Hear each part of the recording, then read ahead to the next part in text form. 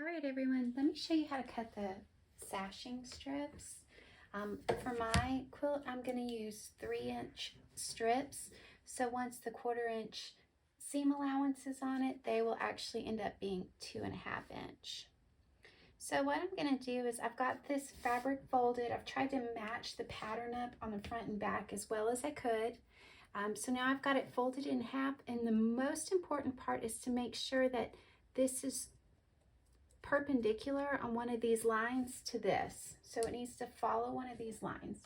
I'm going to clean up the top before I make my first cut. So there you can see that. I actually have a little bit of a trick that I do sometimes. These are both 3-inch rulers. So I will just butt this one up here to the one above it, move that one, and then trim this one. And just be very careful that you do not move your ruler while you're trimming. So there you have it.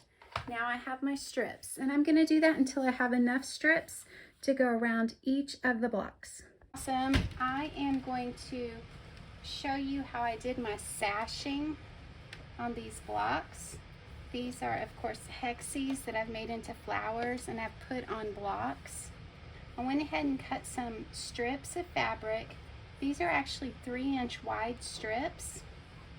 And then I put right sides together. And then I'm just going to stitch those. This is actually what you call a leader or an ender. So it starts and stops the needle.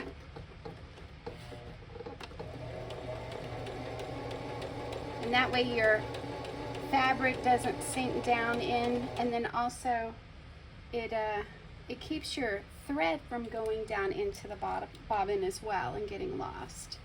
So I'm just going to line these up at 1/4 inch. I'm just going to stitch down that side. You see I've got this pinned together already. I don't prefer to sew over my pins, so I've got them further back. If they were closer, I'd probably pull them out. Now, if you want to sew over your pins, that's completely up to you.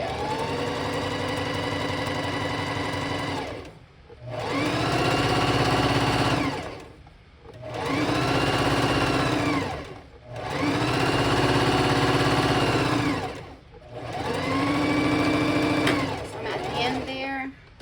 I'm going to grab my ender, set it down.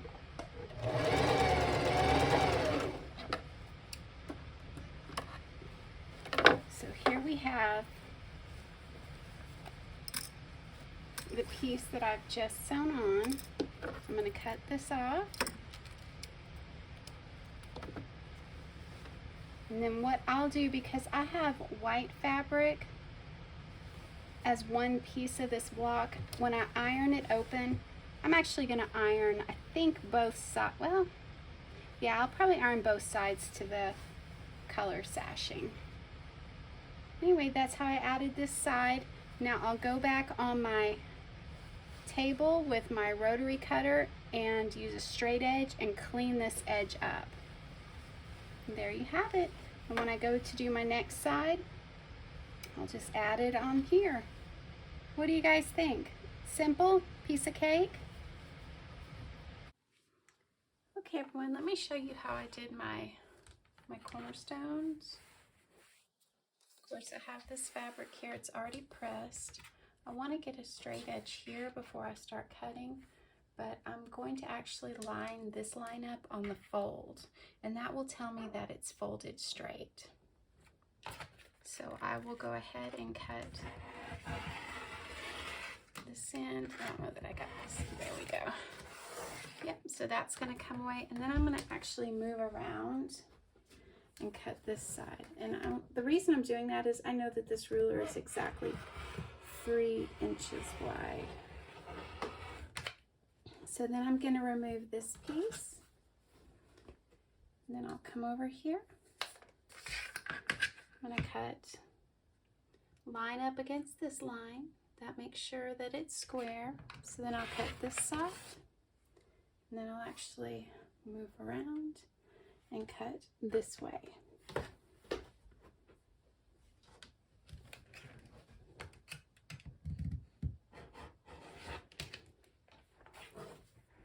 there we have 2 cornerstones because my fabric was folded. There we go. Okay, so now I've got all of my cornerstone pieces cut. I have all my sashing. I cut the sashing the same way, and I've pinned right sides together for all my sashing. So I'm just going to chain stitch all of those.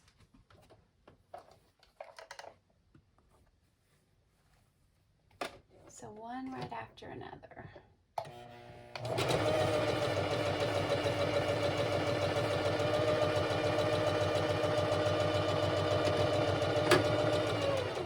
So then I'll put the next one up.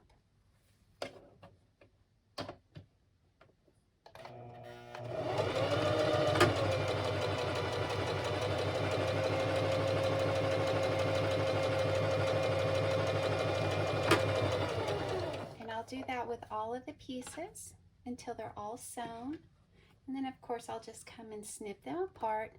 I'm going to press it towards this red, white, and blue pattern side.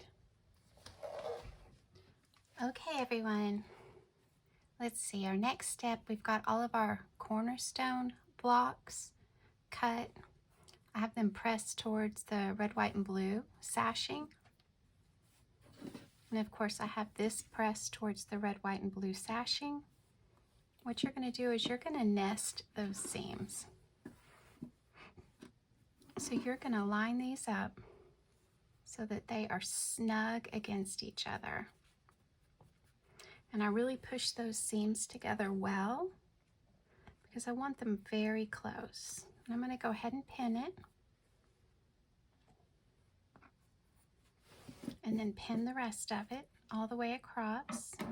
And then of course this will get a stitch right across here.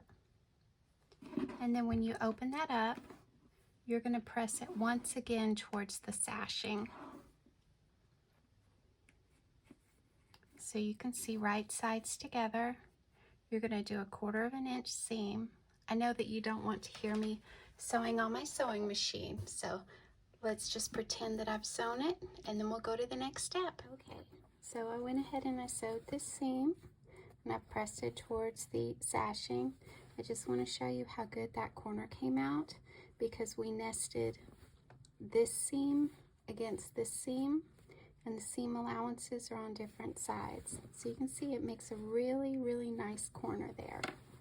Okay, so now we're at the point where we have sashing on the sides and top of each of our blocks, and when we put those blocks together, the side of the previous block will border the one in front of it.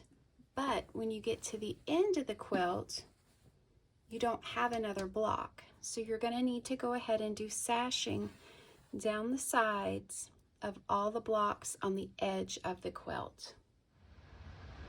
As you can see, every side has sashing on it except for the very last block. Every one of the blocks has at least 3 sides on it. Do you see that? So what we need to do now with this very, very last block is to go ahead and make sashing with a cornerstone on either end and attach it. Okay, so here is the very last block that has the 3 sides of sashing. What I've done is I've put a cornerstone block on either end of the sashing, and I've just made it so that the sashing is the same size as the background piece. And I'll just line it up. I'll nest the seams together, pin it, and sew it. And then of course this will be the last block to put sashing on. And then when I start putting them together, I'll put them together 2 blocks at a time, and then I'll put the 2 blocks together and make sets of 4. That way I don't have super long seams to sew together. And then of course once you're done, you'll just need to pick your backing, put some batting, and your binding. I hope you've enjoyed this lesson on putting sashing on your blocks. Thank you so much for joining me. Please find me on my Facebook page, Learn to English Paper Piece. Please like and subscribe. Share these with your friends too. Okay, here you can see that I've got them sewn together in groups of 2. And then what I'm going to do is connect them in groups of 4. And then I will connect them all. It is raining outside, so unfortunately I can't get a picture of this outside. So inside we'll just have to do. As you can see, all the sashing is together with all of the corner blocks. It all went together very nicely. I'm so glad that you all have enjoyed this and have joined me in these videos. Thank you so much again, and happy sewing.